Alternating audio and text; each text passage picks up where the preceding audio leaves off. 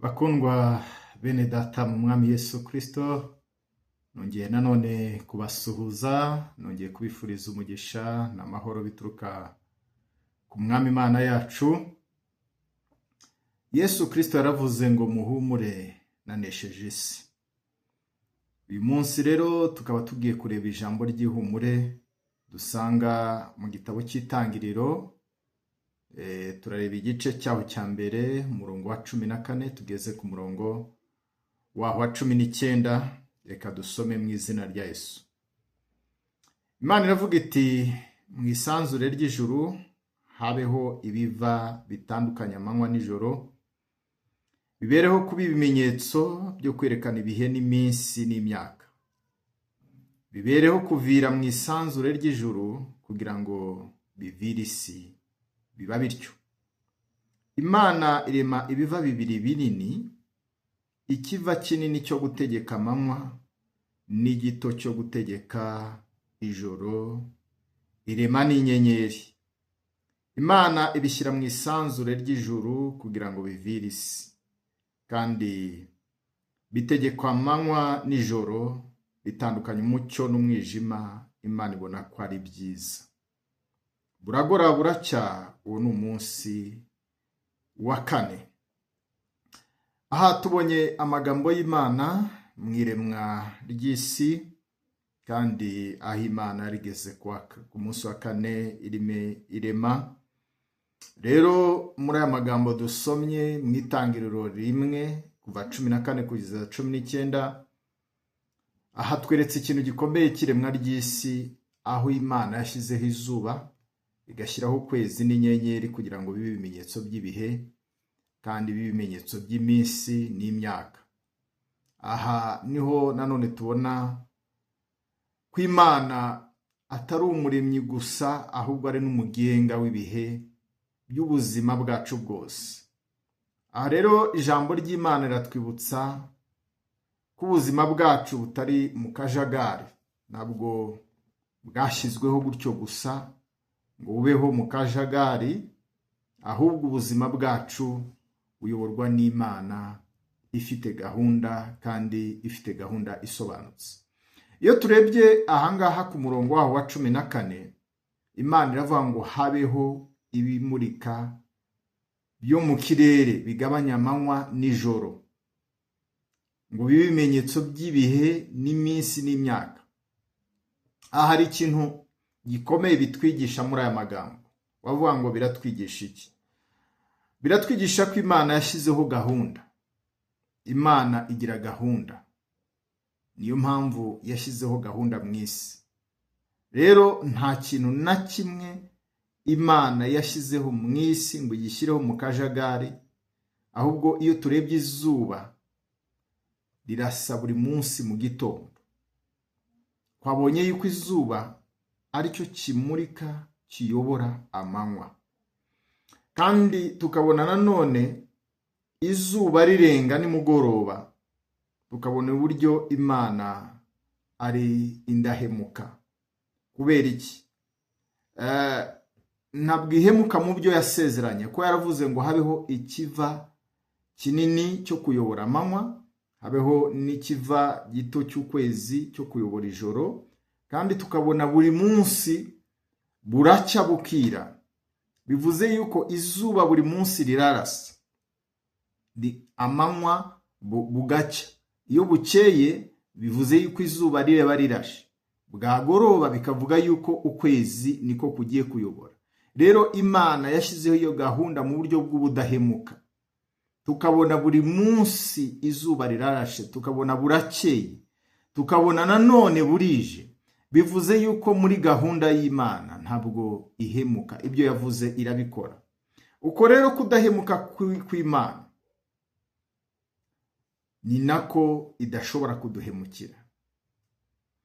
Niba Imana ishobora kugenzura ukwezi, ikagenzura n'izuba buri munsi, ni nako ishobora kugenzura ubuzima bwanjye nawe. Ni nako ishobora gukurikirana ubuzima bwanjye nawe buri munsi ku wundi, kuko izuba n'ukwezi bikurikirana buri munsi. Buri munsi tukabona burakeye, tukongera tukabona burije. niko ibigenzura. Uko niko igenzura ubuzima bwanjye, uko niko igenzura ubuzima bwa buri munsi. Imana ni indahemuka. Rero hari igihe yumva umuntu akumva wenda ubuzima bwe ntibugenda neza, akumva ibintu byamuyobeye, akumva ntazi icyo gukora muri icyo gihe. Rero ibivuze yuko hari igihe cyo gutegereza. Hari igihe umuntu abaho mu bihe atumva, ariko hari igihe cyo gutegereza, hakabaho n'igihe cyo gusarura. Twagiye tureba mu bice bibanza, biratubwira ngo buragoroba buracya. Twagiye tubona yuko muri gahunda y'Imana igihe cyose ijoro niryo ritangira ngo buragoroba buracya. Uwo ni umunsi wa kane. Bivuze yuko igihe cyawe cy'umugoroba, igihe cyawe cy'ijoro, igihe cyawe cy'ibigeragezo nicyo gitangira, ariko icyo gihe giherukwa no gucya, giherukwa n'umucyo, giheruka n'ubuzima bushya, giheruka n'itangira rishya imbere y'Imana. Kuba uri mu ijoro uyu munsi, kuba uri mu burwayi, kuba uri mu gahinda, kuba uri mu kwiheba, kuba uri mu kurenganywa, kuba uri mu bihe utumva ibintu, ni igihe cyawe cy'ijoro. Ariko tegereza, bugiye gucya. Hari igitondo kigiye kubaho. Icyo nicyo gihe rero cyo gutegereza. Rero mu gihe cyo gutegereza uzasarura. Hari igihe cyo gutegereza n'igihe cyo gusarura. Rero iyo turebye nanone mu murongo wa 16 biravuga iti Imana irema imuri ebyiri, ibiva binini bikomeye, ikimurika kinini kugira ngo kigenge amanywa, n'igitoya kugira ngo kigengwe ijoro. Hanyuma ntiyarekeraho ahubwo ngo irema n'inyenyeri. Rero nanone hari ikintu gikomeye bitwigisha. Tubona ko Imana iha buri kintu cyose inshingano. Ifata izuba, iriho inshingano, iraribwira ngo ugomba kuyobora amanywa. Irangije ifata ukwezi, irakubwira ngo ugomba kuyobora ijoro. Hari ikintu bitwigisha mu buzima bwacu bisanzwe. Biraduha ihumure rikomeye ko nawe hamwe nanjye dufite inshingano twahawe n'Imana. Hari inshingano Imana yaguhaye muri iyi si. Ntabwo wabayeho kubw'impanuka, ahubwo Imana igushyiraho. Hari inshingano yaguhaye. Ntabwo rero Imana yigeze irema umuntu n'umwe kubw'impanuka, ahubwo buri muntu wese yamuremye kubw'impamvu. Nawe ufite impamvu waremwe muri iyi si, nawe ufite inshingano wahawe muri iyi si. Nubwo wabona uri mu mwijima, nubwo wabona uri mu bibazo, nubwo wabona hari ibyo utumva, ariko hari inshingano Imana yagushyiriyeho. Hari abantu mu buzima rero babahora bibaza, akibaza se ubuzima bwanjye bufite akahe gaciro? Iri jambo navuga ko ari igisubizo. Nk'uko izuba rifite umumaro ku manywa, nawe ufite umumaro wawe.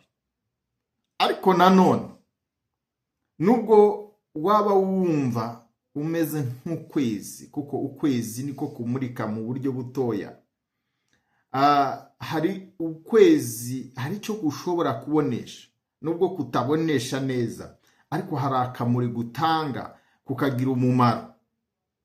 Nawe hari inshingano zimeze nk'izo ngizo, niba wifata ukumva yuko uri mutoya.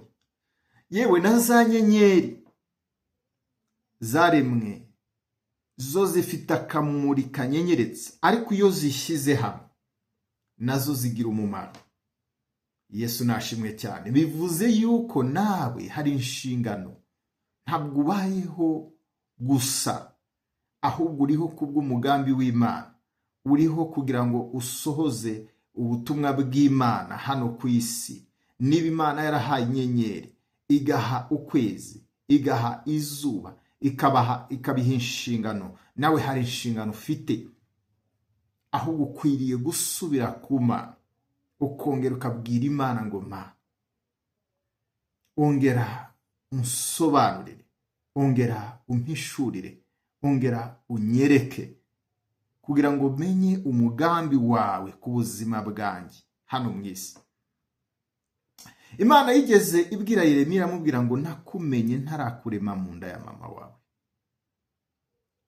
ngo nakwejeje utarabaho, ngo ngushyiriraho kuba umuhanuzi uhanurira amahanga.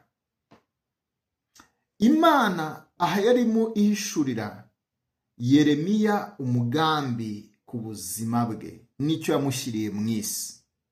Aha ntabwo yari arimo abyumva neza. Aha yabonaga inshingano zikomeye Imana imuhaye, akumva ziraremereye, zitandukanye n'ibyo we yibwira n'ibyo atekereza.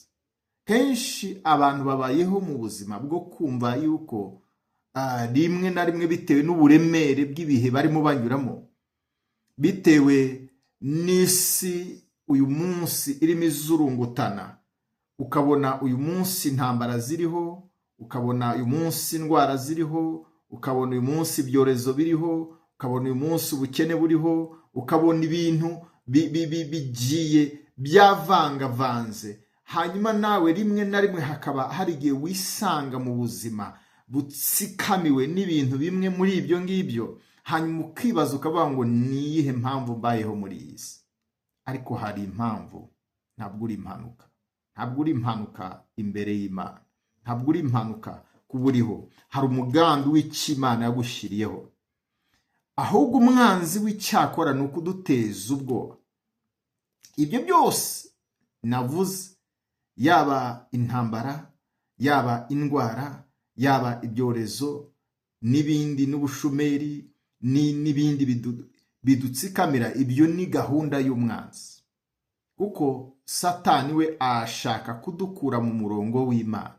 Nta kundi rero azabikora, azaguteza ubwoba, azaguteza kwiheba, azaguteza agahinda, azaguteza kumva yuko ntacyo uri cyo, nta n'icyo umaze, nta n'impamvu yo kuba mu isi.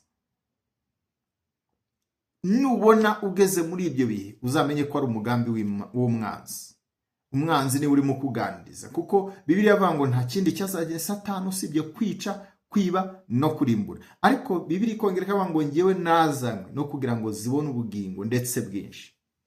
Kristo we icyo ashaka ni ukuguha amahoro. Umwanzi w'icyo ashaka ni ukuguhungabanya. Wikwemerere rero umugambi w'umwanzi, wikwemera ijwi ry'umwanzi, wikwemerera ibitekerezo by'umwanzi, ahubwo ongera gusubira ku Mana. Ubwira Imana ngo Mana, nubwo ndimo nyura mu bihe ntumva neza, nubwo ndimo mbona ibintu bitameze neza, ariko ndabizi yuko ndi hano mu isi kubw'umugambi wawe. Hari icyo washyiriyeho ubuzima bwawe. Ongera unyigishe, ongera unsobanurire, ongera umpishurire, ongera unyiyereke, ongera unyuzuze imbaraga, ongera unyuzuze ubwenge, ongera ubane nanjye. Umwami ntazakureka, ntazagusiga. Yesu ashimwe cyane. Aha nanone twabonye Imana ngo ireme inyenyeri. Izi nazo zaremwe n'Imana.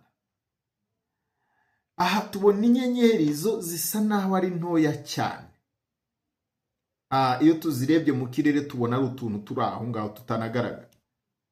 Ariko iyo ubona ari nyinshi, ariko nazo zifite umumaro. Aha rero bitwigisha ibintu bitoya twebwe bifite agaciro mu maso y'Imana. Nubwo ubona uri mutoya, nubwo ubona ubuzima bwawe budasobanutse, nubwo ubona abantu bakubona nk'umuntu utagize icyo umaze, ariko mu maso y'Imana, Imana ikuribona nk'umuntu w'agaciro. Imana ikubona nk'umuntu w'umumaro. Hari umumaro wamara. Ntabwo ukwiriye rero kwipfobya, ntabwo ukwiriye kwemera icyo abandi bakwita, ahubwo tangira ushake icyo Imana ikwita. Wemere icyo Imana ikwita, ntiwemere icyo abantu bakwita. Yesu nashimwe cyane. Mu murongo wa 18 Bibiliya yavuze ngo bigabanye umucyo n'umwijima.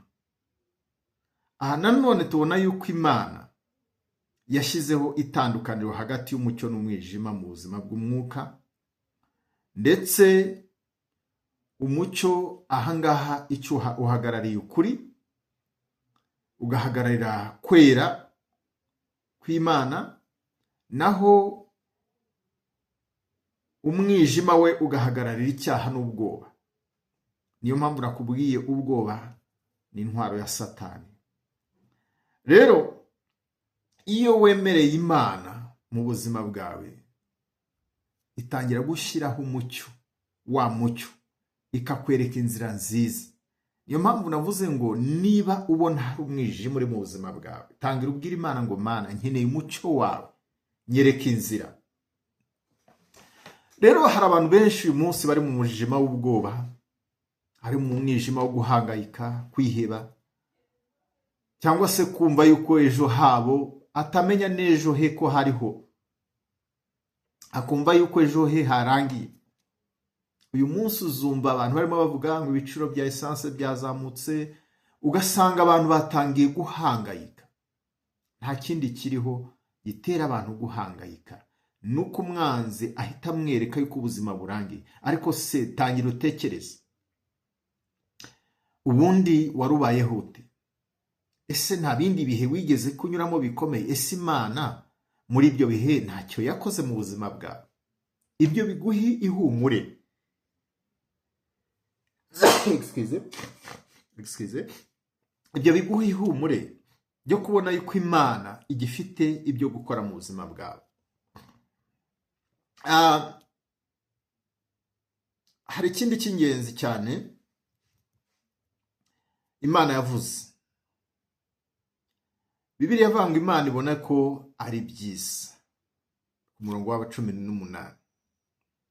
Aha biratwereka yuko ibintu byose Imana yaremye yabonye byuzuye kandi byuzuye ubwiza. Nawe Imana yakuremye ikubona uri mwiza kandi wuzuye ubwiza.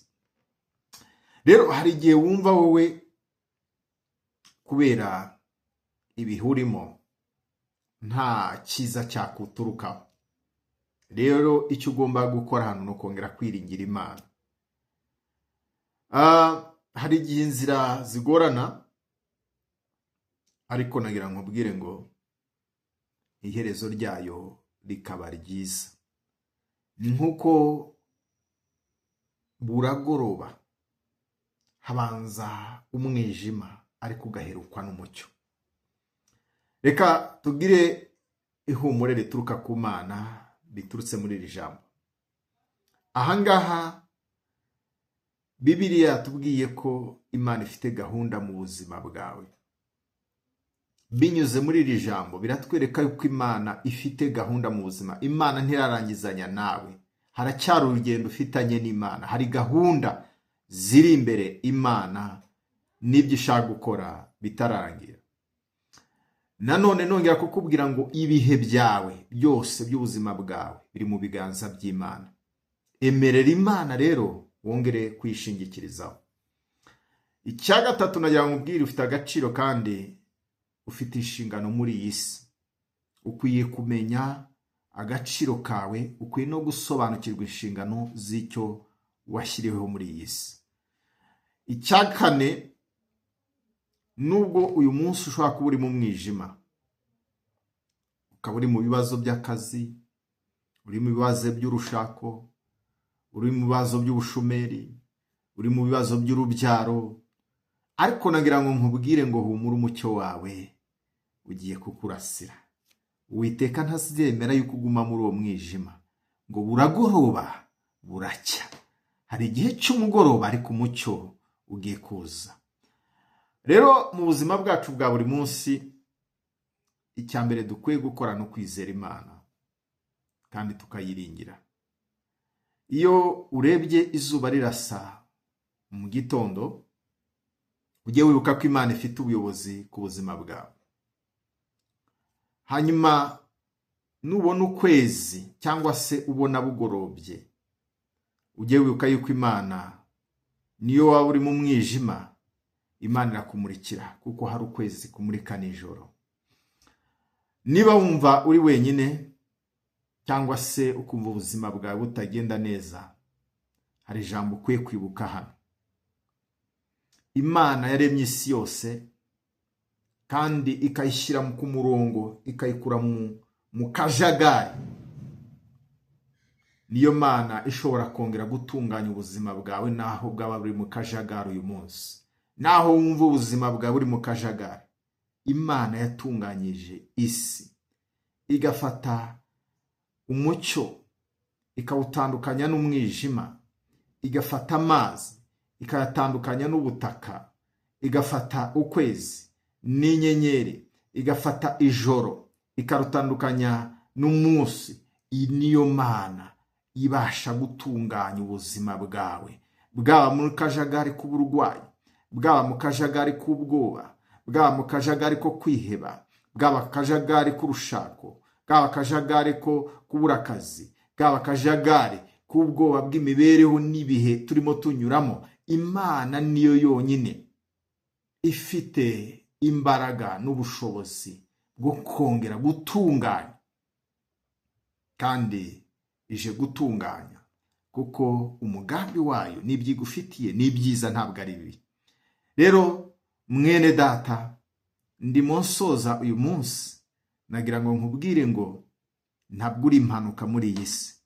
Imana yakuremye, yagushyiriyeho umugambi ukomeye, ariko ukwiriye kwemera umucyo w'Imana kugira ngo wongere kuyobora ubuzima bwawe, kugira ngo Imana yongere gushyira mu murongo ubuzima bwawe. Ahari akajagari, Imana yongere kuhashyira ku murongo. Murakoze rero, mukomeze kugira umugisha w'Imana.